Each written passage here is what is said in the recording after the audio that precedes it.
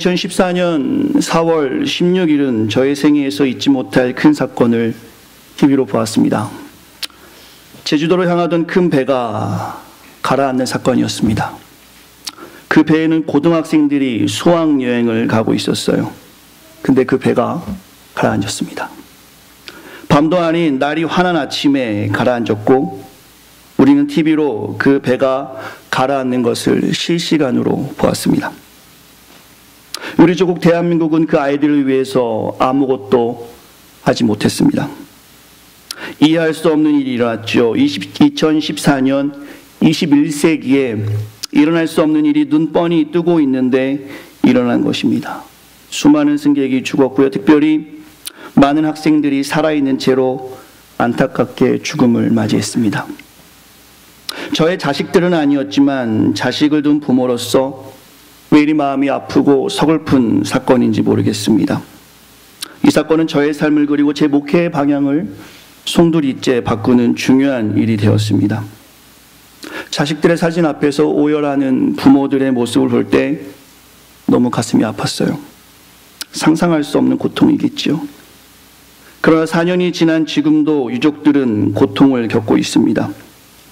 왜냐하면 시간이 지나면서 진실인 참은 점점 없어지고 거짓된 정보들로 인해 여전히 유족들은 고통을 경험합니다. 아이들에게 말했던 것처럼 유족들에게도 가만히 있으라 합니다. 그래서 나온 말이 오늘 본문의 제목으로 정한 거짓은 참을 이길 수 없다. 어둠은 빛을 이길 수 없다입니다. 이 아픈 일이 시간이 지남에 따라 정치적 프레임으로 성격이 바뀌고 각각의 마음에 맞게 해석되어 이제는 참인 진실은 매우 희미해지며 거짓의 이야기들이 존재하여 유족의 마음을 아프게 하지요. 한국교회는 아파하는 이웃을 외면했고 권력자의 눈치를 보기에 바빴고 고통과 죽음의 의미를 왜곡했습니다. 교회는 아무런 역할을 하지 못했고 4년이라는 시간이 지났죠. 이렇게 시간이 지났음에도 불구하고 이 이야기는 지금 여전히 저와 여러분의 마음을 아프게 합니다. 그러나 이 이야기는 세월호만의 이야기는 아닙니다. 오늘날의 교회의 모습이기도 합니다. 이러한 일이 지금 교회에게 동일하게 일어나고 있어요. 오늘 우리가 믿음으로 함께 읽은 고린도전서 15장의 말씀은 참입니다. 사실이죠. 그러나 이게 사실인데 지금 우리가 함께 모여 이 사실을 즐거워하며 예배하고 있죠. 주님의 부활은 사실입니다. 믿으십니까? 참입니다. 우리 때문에 주님이 십자가를 지신 것도 사실이고 그가 죽으시고 성경에서 기록된 대로 3일 만에 부활하셔서 오늘 우리가 시간상 읽지는 않았지만 오늘 본문의 앞 구절인 15장 1절부터 11절에 보시면 이 부활이 역사적인 사실임을 성경에서는 분명히 말씀해주고 있죠. 성경을 있으신 분들 함께 펴서 잠시 보길 원합니다. 15장 3절에 보시면 성경대로 그리스도께서 우리의 죄를 위해 죽으셨다. 4절에 보시면 성경대로 사흘 만에 다시 살아나셨다.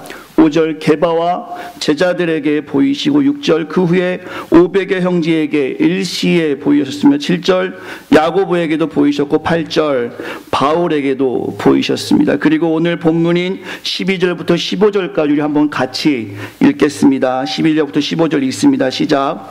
그리스도께서 죽은 자 가운데서 다시 살아나셨다 전파되었거늘 너희 중에서 어떤 사람들은 어찌하여 죽은 자 가운데 부활이 없다 하느냐. 만일 죽은 자의 부활이 없으면 그리스도도 다시 살아나지 못하셨으리라. 그리스도께서 만일 다시 살아나지 못하셨으면 우리가 전파하는 것도 헛것이요 또 너희 믿음도 헛것이며 또 우리가 하나님의 거짓 증인으로 발견되리니 우리가 하나님이 그리스도를 다시 살리셨다고 증언하였음이라.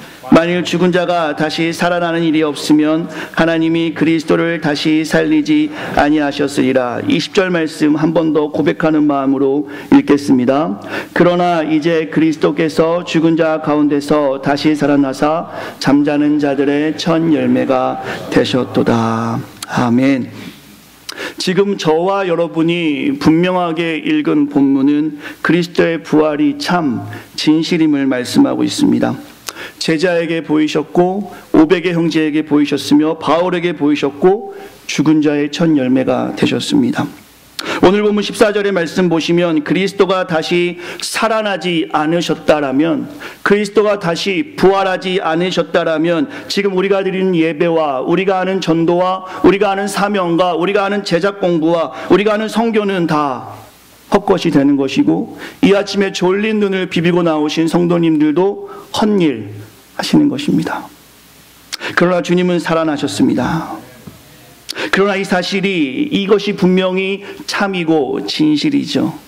그러나 제가 오늘 말씀을 통해서 주목해 보고 싶은 것은 무엇이냐면, 왜 이 진실이, 왜 이 참이 세상에 전해지지 못하고 있는 것일까? 혹은 우리 공동체 안에서 이 부활의 기쁨이 왜 없는 것일까? 왜 부활의 소망을 누리고 살지 못할까라는 말씀의 제목을 가지고 이 시간에 여러분과 나누고 싶습니다. 왜 부활의 기쁜 소식이 세상에 전해지지 못할까? 그것은 기독인인 우리가, 교회인 우리가, 부활을 경험하고 소망하고 칭의받은 우리가 성화받은 삶, 혹은 거짓된 삶으로 성경적 가치관이 아닌 세상의 가치관을 쫓는 삶으로 세상에 살아가는 것 때문 아닐까? 이러한 삶으로 살아가니 참이 참으로 보여지지 않는 것은 아닐까 생각해 보았습니다.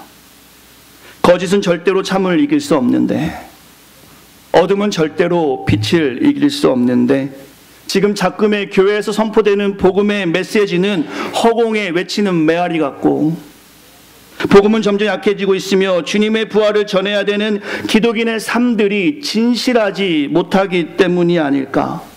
이러한 삶이 계속된다라면 마치 2014년 4월 16일 세월호가 침몰한 것처럼 우리가 가진 복음의 진실이 침몰되는 것을 목격하는 두려움을 가지고 오늘 이 아침의 말씀을 증거합니다.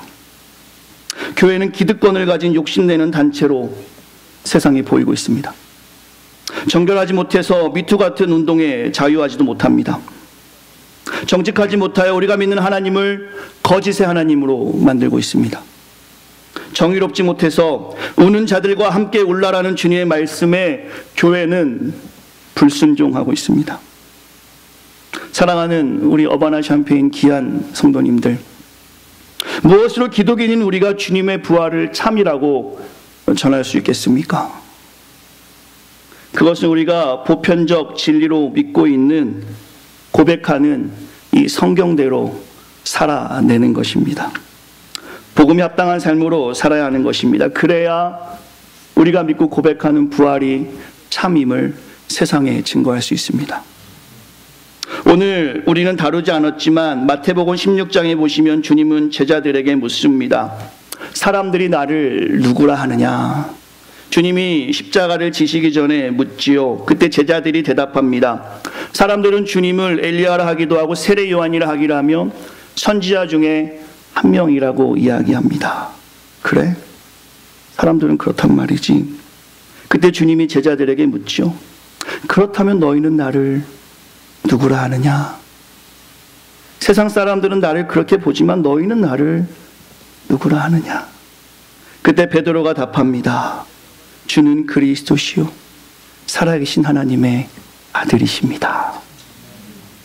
이 고백은 지금 이 자리에 앉아있는 저와 여러분의 분명한 고백인 줄 믿습니다. 이러한 바른 고백을 했던 제자들에게 주님이 다시 한번 말씀하시죠. 그래? 그렇다면 자기를 부인하고 자기 십자가를 지고 나를 따르라. 이 명령은 오늘을 살아가는 부활의 소망을 가지고 살아가는, 부활하신 주님을 찬양하며 예배하는 이 땅의 교회들에게, 어바나 샴페인 지역의 온 성도에게 주시는 하나님의 명령입니다. 결코 거짓은 참을 이길 수 없는데, 결코 어둠은 빛을 이길 수 없는데, 거짓이 이 땅을 지배하는 이유는 오늘 베드로와 같은 바른 고백으로 주님을 고백하는 교회가 이 제자의 삶을 살지 못해서입니다. 자기를 부인하고 자기 십자가를 지고 주님을 따르는 것. 십자가를 지고 따르는 제자가 없기 때문이죠. 수많은 무리는 있습니다. 하지만 제자가 없습니다. 유익한 정보가 교회에 가득하지만 복음이 있지 않습니다. 권위는 있지만 성경의 권위를 따르지 못하는 교회들의 모습을 여러분은 보고 있습니까?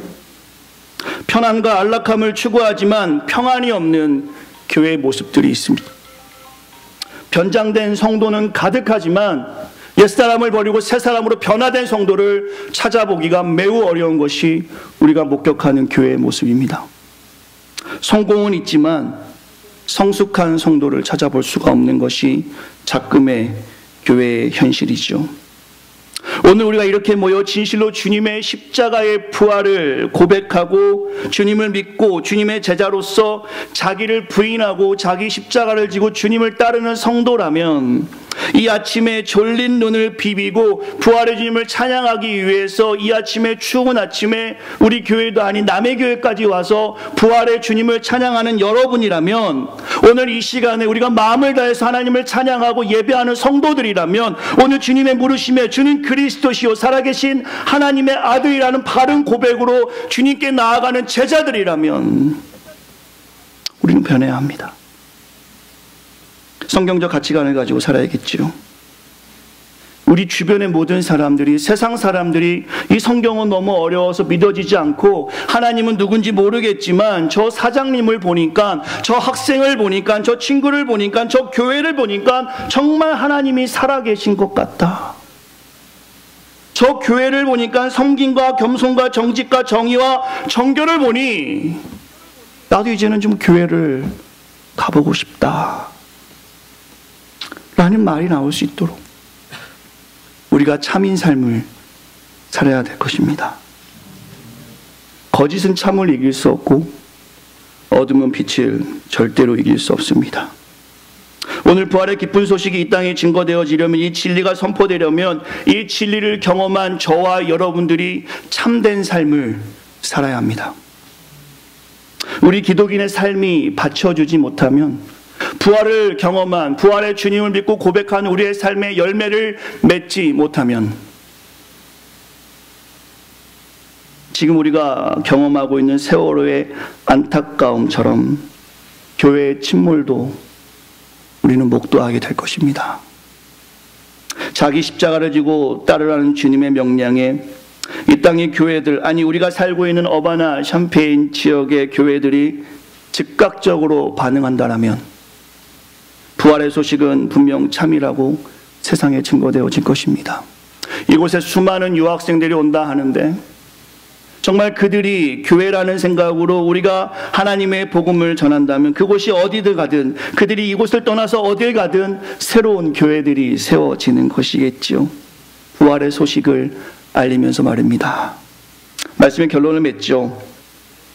부활을 믿는 우리는 오늘 이 말씀을 통해서 우리의 삶을 반추해 보셔야 합니다.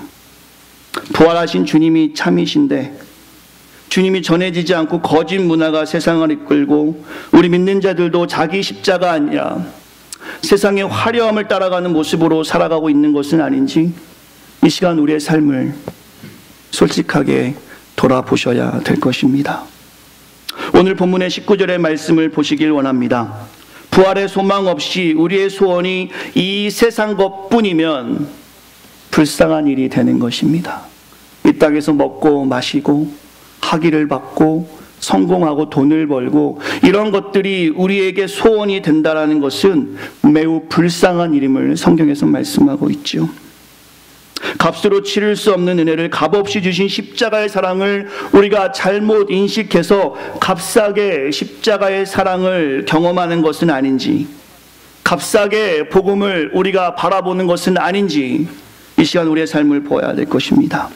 오늘 20절의 말씀을 다시 한번 고백하는 마음으로 읽겠습니다. 부활의 주님을 찬양합니다. 우리가 오늘 우리의 삶을 돌아보며 주님을 닮아가길 원합니다. 왜냐하면 20절의 말씀이 우리에게 소망이 되고 있기 때문입니다. 같이 읽겠습니다. 시작. 그러나 이제 그리스도께서 죽은 자 가운데서 다시 살아나사 잠자는 자들의 첫 열매가 되셨도다. 아멘. 정말 이 시간 부활의 주님을 고백하십니까? 한 번 더 여쭙겠습니다. 정말 이 시간 주님을, 부활하신 주님을 찬양하십니까? 그렇다면 우리는 변해야 합니다.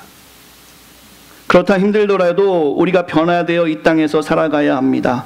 그렇다면 우리가 어떻게 해야 하는가? 오늘 말씀을 가지고 적용점을 나누려고 합니다. 15장 58절의 말씀을 보시길 원합니다. 진리의 부활의 주님을 전하기 위해서 이렇게 우리는 살아가야 합니다. 15장 58절 말씀 같이 한번 큰 목소리로 읽겠습니다. 시작. 그러므로 내 사랑하는 형제들아, 견실하며 흔들리지 말고 항상 주의 일에 더욱 힘쓰는 자들이 되라. 이는 너희의 수고가 주 안에서 헛되지 않은 줄 알미라. 오늘 우리가 예배하고, 오늘 우리가 찬양하며, 오늘 우리가 마음을 다해서 빛으로 소금으로 살아가며 정결과 정직과 정의와 정성스러운 삶을 살아가는 것이 헛되지 않으려면 58절과 같이 이 땅의 교회들은 살아가야 합니다. 따라해 주시겠습니까? 주님의 부활이 참임을 알리려면 따라하겠습니다. 견실하며 흔들리지 말아야 합니다. 견실하고 흔들리지 말아야. 이것이 첫 번째로 오늘 말씀을 통해서 우리의 삶에 적용하고 싶은 하나님 말씀입니다. 오늘 본문에서 이 견실하고 흔들리지 않으려면, 이렇게 하려면 하나님을 알아야 합니다. 하나님 말씀 보고 읽고 배우는 일에 저와 여러분이 힘써야 합니다. 이 견실함이 매우 연약함으로 이 흔들리지 않는 것이 매우 큰 의심으로 바뀌는 것은 저와 여러분들이 하나님을 잘 알지 못하기 때문입니다. 하루에 성경을 얼마나 보시며 하루에 성경의 가르침 우리의 삶에 얼만큼 적용하고 사십니까? 매주 각 교회마다 하나님의 복음의 메시지가 선포되어지고 있습니다. 사도행전 2장에 보시면, 3장에 보시면 베드로가 말씀을 전하죠. 그때 많은 사람들이 자신의 가슴을 찌며 어찌할꼬 그들은 그 하나님의 복음의 메시지를 들고 회개하는 역사가 있었습니다. 베드로의 메시지와 지금 현재 작금의 시대의 교회에 선포되는 메시지는 전혀 다르지 않습니다. 주님이 우리를 위해 오셨고 그가 십자가에 못 박혔으며 그가 부활하셨다. 초대교회 때는 그 말씀이 선포되어졌을 때 성도들은 회개하는 역사가 있었습니다. 그러나 지금은 왜 그러한 일이 없습니까? 매주 동일한 말씀이, 동일한 메시지가 교회를 통해서 선포되고 있는데 말입니다. 메시지는 동일하지만 메신저가 문제가 있기 때문입니다. Message is good, messenger is not good. 분명한 메시지는 2000년 전과 지금과 동일한데 메시지를 전하는 우리가, 우리의 삶이, 우리의 행동이, 우리의 모습이 성경을 드러낼 수 없기에 성경의 진리가 점점 약화되고 있습니다. 부활의 주님이 우리의 삶을 통해 세상에 참, 진실, 진리임이 증거되려면 하나님을 바로 알아야 합니다. 오늘부터라도 결단하시고 주님을 알아가는 knowing God, 이 일에 더욱 신경 쓸 수 있는, 집중할 수 있는 우리 모두가 되길 간절히 축원합니다. 두 번째로 부활의 주님이 참임을 알리려면 따라해 주시겠습니까? 주의 일에 힘써야 합니다. 솔직히 우리가 나누어 본다면 주의 일에 힘쓰는 것보다 세상 일에 힘쓰거나 세상처럼 살아가는 우리 자신을 바라봅니다. 저도 분명하고요.